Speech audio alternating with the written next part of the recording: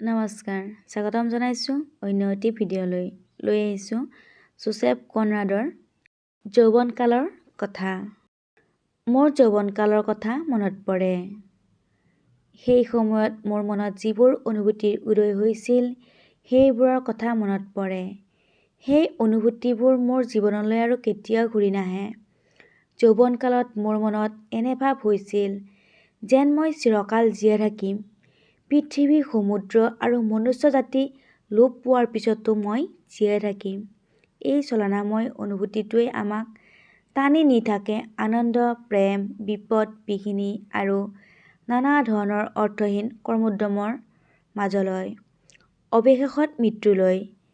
নিজৰ শক্তিৰ বিষয়ে চেতনা এমুঠি ধূলিত জীৱনৰ উত্তাপ, হৃদয়ত এটা স্ফুলিংগ, এই সকলোবোৰেই বছৰে বছৰে হ্ৰাস পাই গৈ থাকে আৰু জীৱনটো শেষ হোৱাৰ আগতেই সিহঁত শেষ হৈ যায়।